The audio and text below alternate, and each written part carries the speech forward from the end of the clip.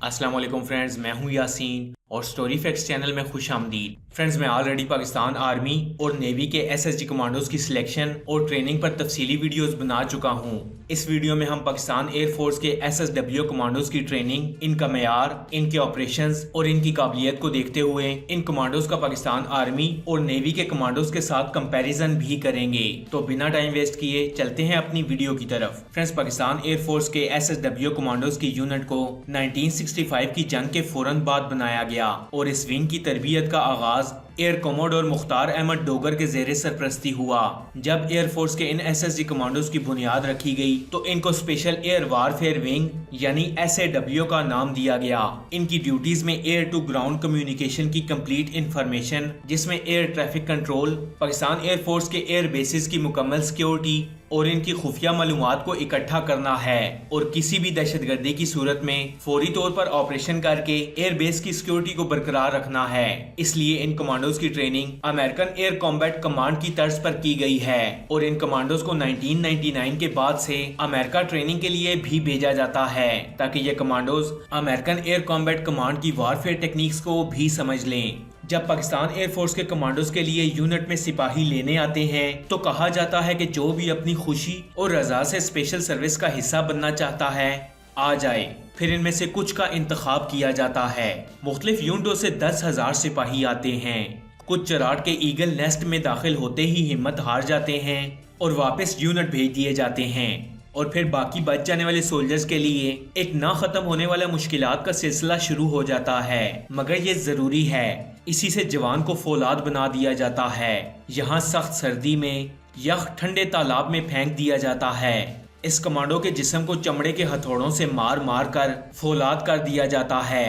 मेंढक, सांप, कीड़े, अलगर्ज कई और किस्म के जानवर खिलाए जाते हैं। और फिर क्या आप जानते हैं कि कितने ट्रेनिंग मुकम्मल कर पाते हैं? 10,000 में से फकत 300 और वो अफराद होते हैं पाकिस्तान एयरफोर्स के एसएसडब्ल्यू कमांडोज, यानी दुनिया के बेहतरीन कमांडोज।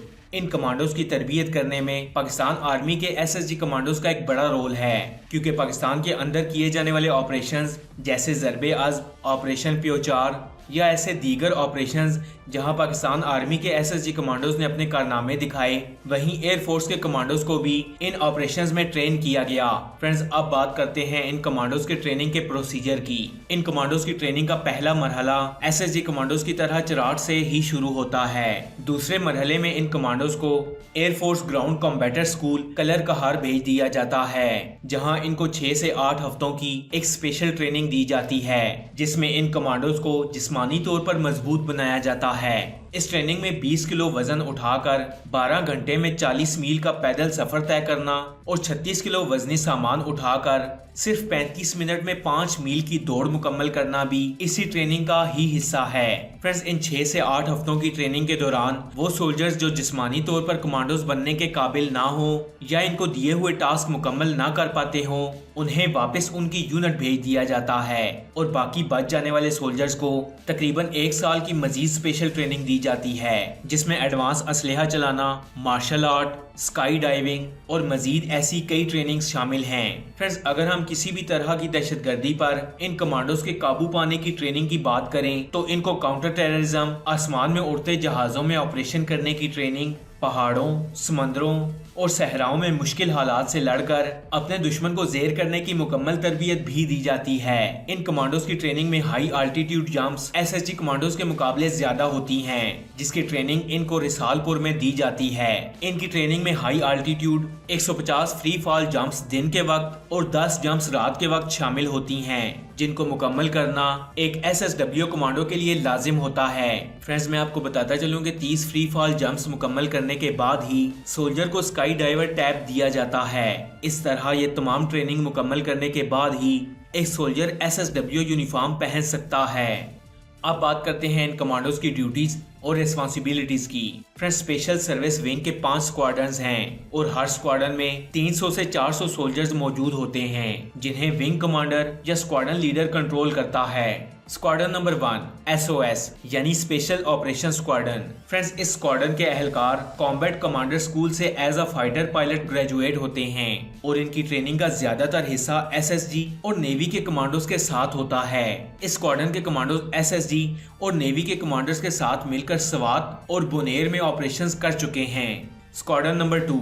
فرینڈز اس اسکواڈرن کے سولجرز کا مین کام خفیہ معلومات اکٹھی کرنا ہے اور یہ اسکواڈرن ISI کے ساتھ مل کر خفیہ آپریشنز میں حصہ لیتی ہے.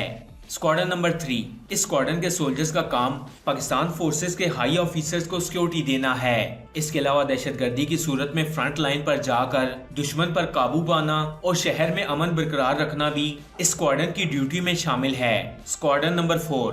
فرینڈز اس اسکواڈرن کے سولجرز کا کام پاکستان کے prime minister, Pakistan army, air force اور نیوی کے چیفز کو سیکیورٹی دینا اور ان کے سفر کے دوران ان کے طیاروں کی حفاظت کرنا ہے. Squadron number 5.